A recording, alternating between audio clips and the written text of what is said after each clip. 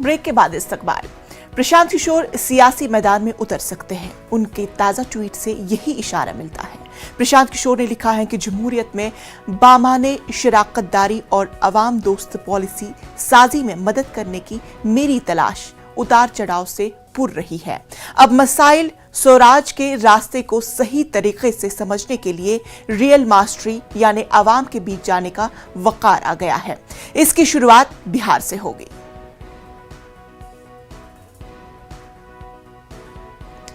तो इस पूरे मामले पर हमारे साथ हमारे नुमाइंदे शैलेंद्र हमारे साथ जुड़ चुके हैं। शैलेंद्र, प्रशांत किशोर सियासी मैदान में उतरने का इशारा दे रहे हैं, क्या कुछ है तफसील?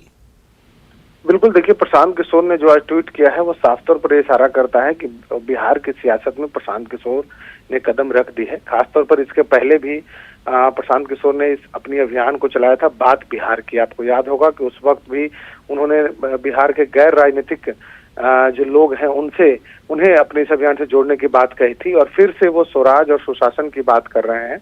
और उनके ट्वीट से साफ तौर पर यह झलक रहा है कि वे पूरे बिहार का दौरा करेंगे, और इस दौरान जितने भी गैर राजनीतिक लोग हैं, खास करके युवा वर्ग के जो लोग हैं, उन्हें इस अभियान से प्रशांत किशोर जोड़ना चाहते हैं। हालांकि नीतीश कुमार के रणनीतिकार और चुनावी रणनीतिकार माने जाते हैं प्रशांत किशोर, लेकिन वो पिछले दिनों नीतीश कुमार से जब इनकी अनबन हुई उसके बाद से ही वो जो बिहार में जो वर्तमान में नीतीश कुमार की सरकार है उसमें कमियां उन्होंने ढूंढनी शुरू कर दी थी।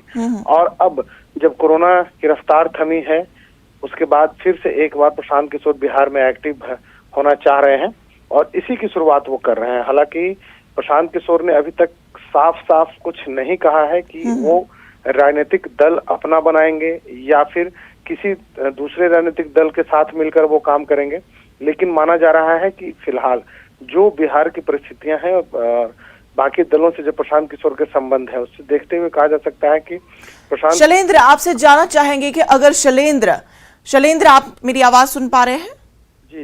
जी शैलेंद्र, आपसे ये सुनना चाहूंगी कि अगर प्रशांत किशोर सियासी मैदान में उतरेंगे, आएंगे, तो उनसे क्या कुछ बिहार के अवाम को फायदा हो सकता है?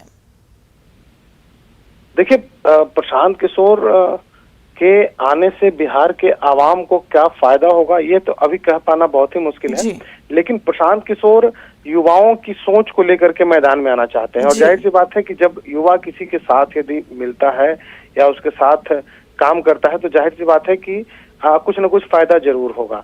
लेकिन फिलहाल प्रशांत किशोर ने अपनी पूरी रणनीति स्पष्ट नहीं की है, लेकिन इतना तय है कि वो जन स्वराज अभियान चलाएंगे बिहार में, और इस अभियान के तहत बिहार के आम आवाम को वो जोड़ना चाहते हैं, खास करके वैसे लोग जो गैर राजनीतिक हों, युवा वर्ग के लोग हों, और इन्हीं को जोड़ने के लिए ये प्रशांत किशोर ने अभियान चलाया। कल जब प्रशांत किशोर पटना आए, सुबह करीब 9 बजे वो पटना पहुंचे थे, उसके बाद से ही बिहार के सियासी गलियारों में कई चर्चाएं हो रही थी। कहा जा रहा था कि वो मुख्यमंत्री नीतीश कुमार से मुलाकात कर सकते हैं और आगे की कुछ रणनीति बन सकती है, क्योंकि दिल्ली में कुछ दिन पहले नीतीश कुमार से प्रशांत किशोर ने मुलाकात की थी और उसके बाद भी कई बातें हुई थी सियासी गलियारे में। लेकिन फिलहाल वो नीतीश कुमार से उनकी मुलाकात नहीं हो पाई है, और वो अकेले अपने इस अभियान को चलाए रखना चाहते हैं। और अगले 2-3 दिनों तक, और जो खबर मिल रही है, प्रशांत किशोर बिहार में ही रहेंगे और यहाँ अलग अलग जिलों के लोगों से वो मुलाकात कर रहे हैं। खास करके जो युवा वर्ग के लोग हैं, जो सोशल मीडिया पर एक्टिव रहते हैं, वैसे लोगों की एक जमात बनाना चाहते हैं प्रशांत किशोर, ताकि वो 2024 और 25 लोकसभा और विधानसभा के चुनाव में कुछ बिहार में सियासी कहा जा सकता है जो गतिविधि है उसमें शामिल हो सके। तो कुल मिलाकर के प्रशांत किशोर एक नई रणनीति बना रहे हैं, और इस रणनीति के तहत वो बिहार आए हैं और उन्होंने जन स्वराज। तो चलिए शैलेंद्र, अब देखने वाली ये बात होगी कि किस तरह से प्रशांत किशोर सियासी मैदान में अपना कदम रखेंगे और किस तरह से वो आवाम के लिए फायदेमंद और सूदमंद साबित होंगे। तफसीलात के लिए बेहद शुक्रिया।